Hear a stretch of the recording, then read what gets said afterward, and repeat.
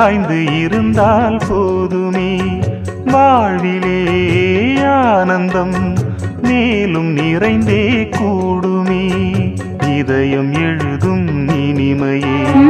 இன்பம் வேறேது கனவில் வளர்ந்த கவிதையே என்றும் மாறாது நீ என்றும் தேன் என்றும் வேதங்கள் ஏதம்மா நினைத்ததும் இனித்திடும் காதல் பூமழை